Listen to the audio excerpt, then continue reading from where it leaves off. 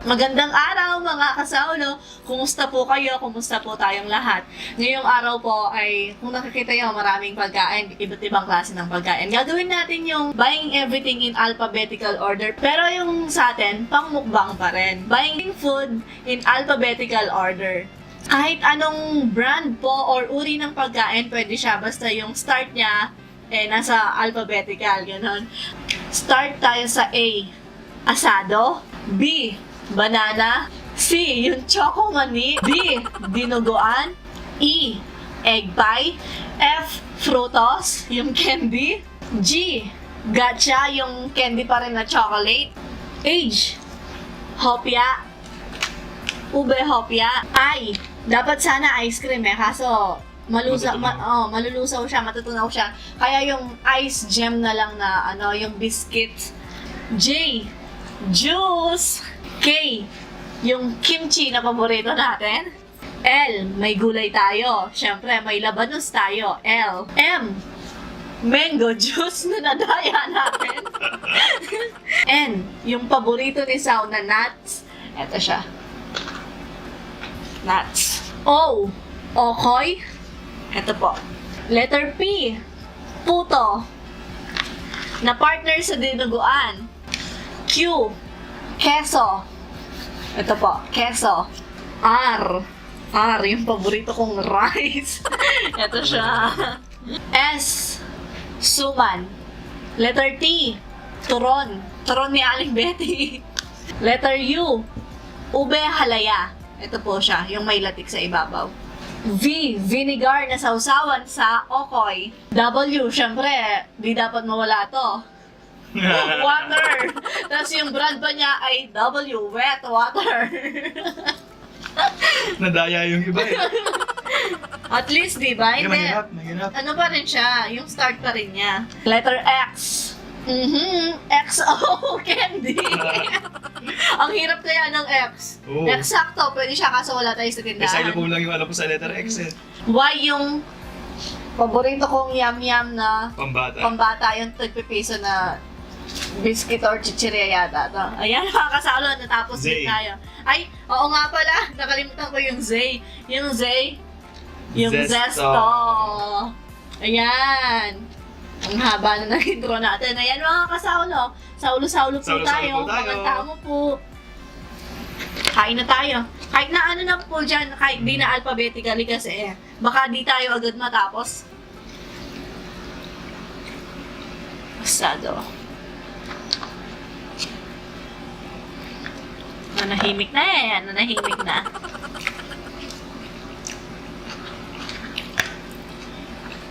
Puto kimchi, sarap.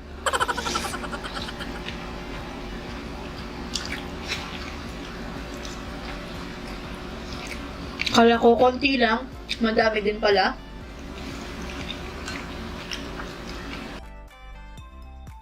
Dapat yung letter J, jam eh, kaso walang mahanap. Naghanap tayo sa susis kaso wala. Dati may nakikita ako doon, mga strawberry jam, ganyan. Coco jam, kaso ngayon wala. Huwag po kayong pagkain, saulo-saulo po tayo.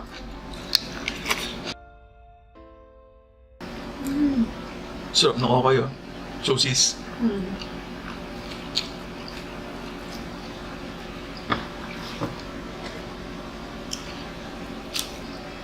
Mahal pa na ng opya. 90.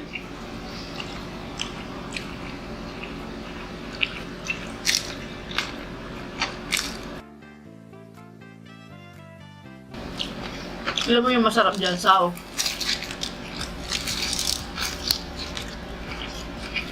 Suman at saka kimchi, para kanilaw siya. Yung binibili natin tapoki, kinamang ganda nga pa pag fried rice natin mamaya, na?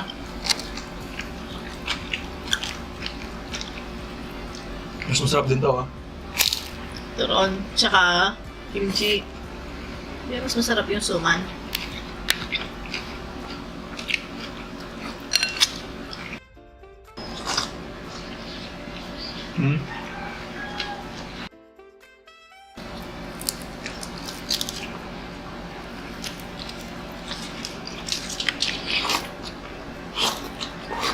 Sarap na daw.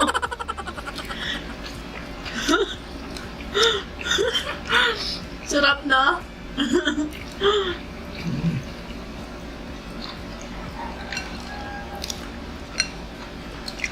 Mm. Sarap ng asado. Cheese.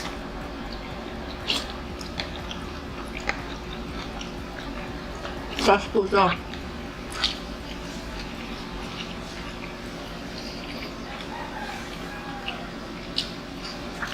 Sarap. Yeah.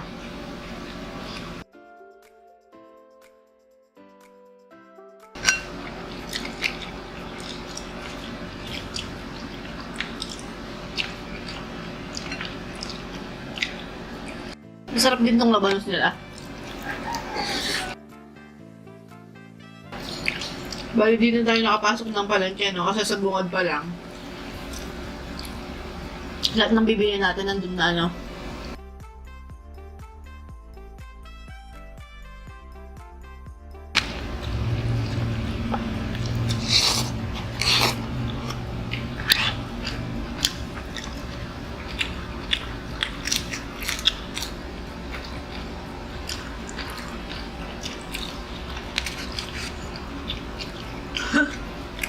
Wala na naman nagsasalita, ano po?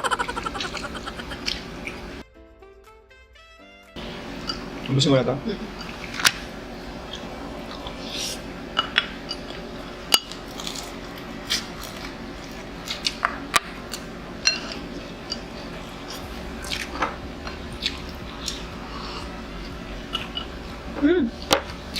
Nga po pala. Muntik natin nakalimutan yung nag-request nito. Ito po siya, ah. Mm. Nakalimutan ko yung pangalan kaya. Thank you po.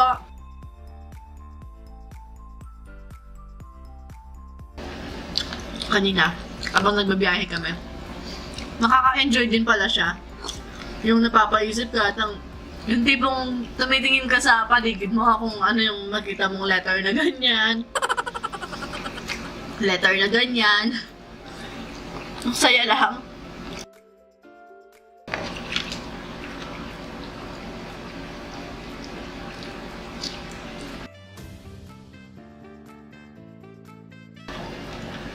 Sarap ng ubela yan. Pinang-pinoy ang pagkaano niya. Ang saya ng ganito, yung marami kang kakainin, yung iba-ibang klase. Ikaw ba naman? From A to Z?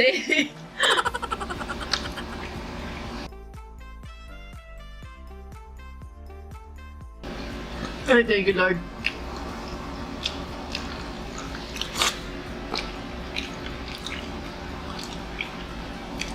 At yung favorite, turon. Basta nakabalot sa pabalat.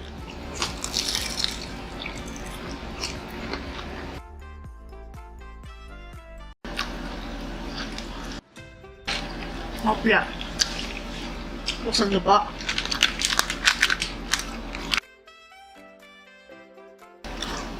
Sarap, ah. Mm-hmm. Hindi siya yung parang lang, mamurahin, ganon. Pricey naman talaga siya, eh. 90 ilang piraso lang, apat. Mm-hmm. Ito pa sa loob niya, ah.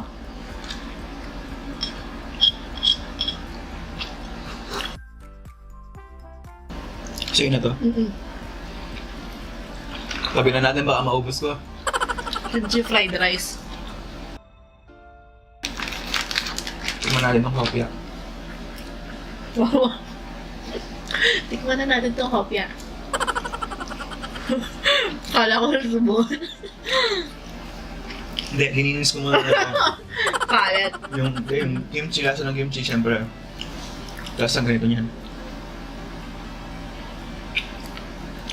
Ano siya? Oo, Ang alam tawag mo doon? lasa niya iba, pero para sa akin mas masarap yung mga ordinary ganun. Para sa akin, ha? Pero yung texture niya kasi, yun Sobrang lambot, parang ganito. Malambot siya masyado, hindi gaya nung pino siya kumbaga. Hindi gaya ng mga sa bakery lang. Pero mas masarap yun. may mga butil-butil pa gano'n. Pero mas masarap yung lasa nila. Ito lang yung texture, yung Mas maganda sa kanya. Yung egg pie.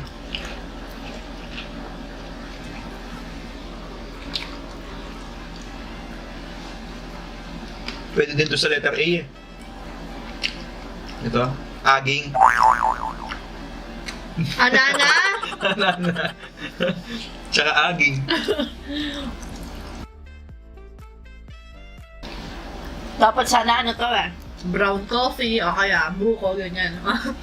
Paborito ko po kasi yung saging kaya anana na lang.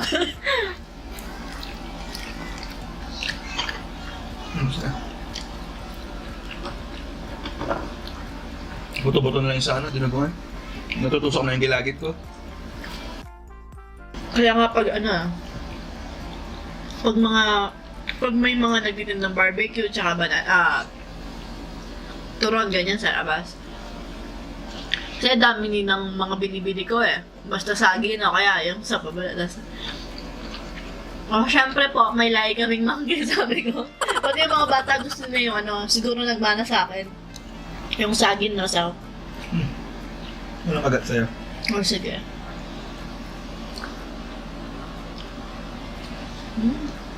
Unang kagat daw sa akin kasi sa kanya na lahat yung huli. Kaya, lambot, no? Yung wet water natin. Ube at saka egg pie.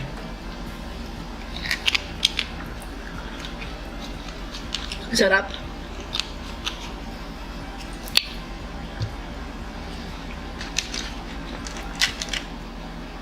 Ay!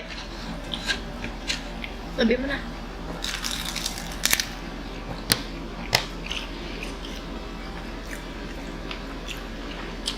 Panalo yung ano? Ube. Ube. Mas malasa siya. Pero nilalasahan pa rin yung egg pie pero talagang ginagano ng ube hala yung ano, yung lasa niya. Kung sa kunanan, masarap yung ano nila, egg pie. No? Mas malasa doon, no?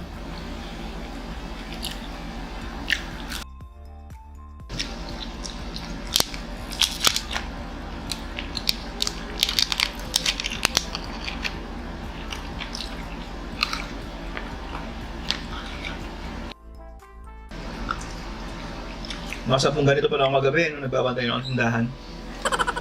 Kaya pala, ano?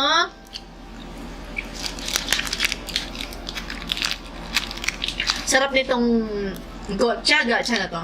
Parang imported chocolates sila. No?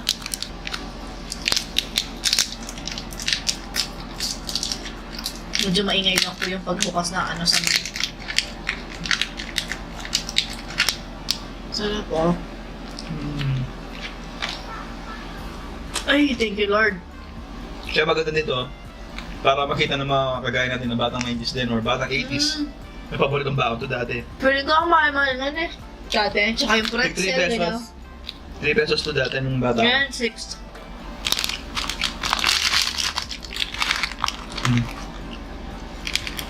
Color pick Tapos, yung sa akin. hiwalay mo muna to noon eh, nung bata ka. Tapos, hiwalay mo silang kainin.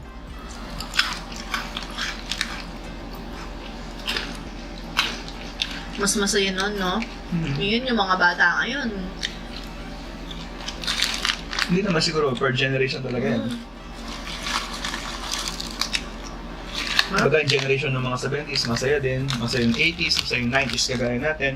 Masaya yung mga millennial. Bagay.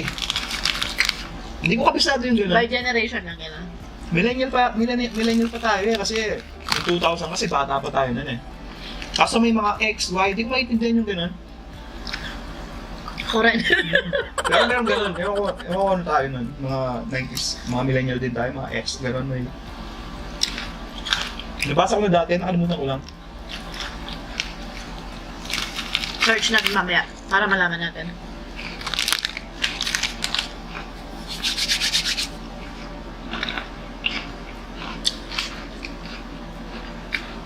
So, ito. Sarap yan.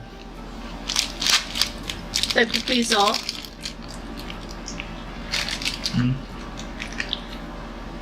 Pag bata ka, masarap to. Siyempre pag matanda na parang Makain ka ng styrofoam. Ganito sila, oh. Parang Moby. No? Alam mo yung ano, yung tawag doon? Yung pang-almusal sa umaga, yung nilalagyan ng ano. Coca Crunch din. Oo, parang ganun siya. Pero hindi. Soft lang tayo. Tap! Choman mo. Prutas. Naalala ko dati, may nakwento tong Choco Manina to nung dalaga pa ako. Di ba po kasi yung tatay ko, hindi siya nakakalakad, naka-wheelchair. Tapos pag gutom na kami, tapos wala pang pagkain sa amin. Hintay pa namin si Mama Mercy. Tapos bibili akong ganito, Choco Manina, tapos hati kami ng tatay ko, tapos iinom kami ng tubig. Saya nun, yung ganon. Naalala ko na naman yun. Ay, parang naluluwa-luwa na naman ako. So, Yun yung mga memories natin na tinatago-tago natin kasi masaya talaga. Ganun. Masaya na malungkot. Ganun.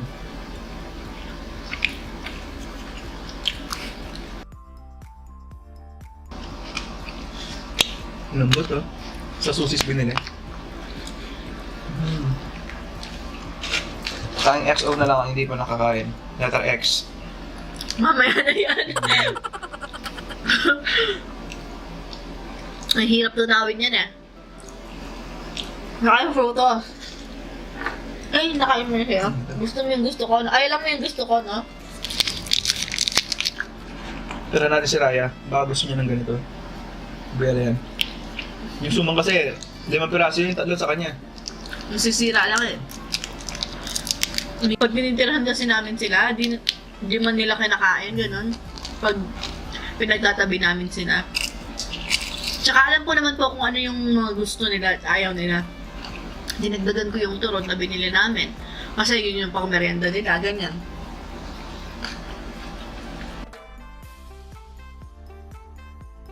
May nabasa kasi ulit na nagtatanong kung hindi daw buha akong nagra-rice.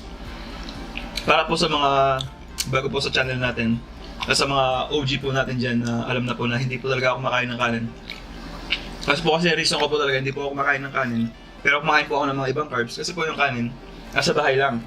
Gaya po nito, pag tinikman ko po ito, sigurado ma-addict po ako kasi alam naman natin na masarap po yung kanin, lalo na pag may ulam, ganun.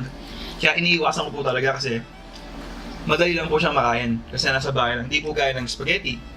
Kung hindi po tayo magluluto si Sam ng spaghetti, hindi po ako makakain ng spaghetti. Pizza, ganun. Pizza. Gaya po ng pizza, opo, makarbs po siya, pero gaya nun, sa Angeles pa lang bumili. Di yung tipong pag gutom ka, wala, crave ka ng ganun. Mabilis mo siyang makakain gaya ng kanin. Parang ganun po yung ko talaga doon explanation ko. Kaya iwas po talaga ako sa kanin kasi nandyan lang. Di ba? Madali lang siyang kainin. Kaya isnab lang po yung kanin sa akin, parang wala lang. Kahit naamoy ko, di gaya dati, pag naamoy mo na yung kanin, yung sigmura mo talagang iikot na, magsusundo ka na yung bituka mo. Nung natikman ko na yan, sasabihin na din sa nun. Para di masira yung niya. Ganun yung pala.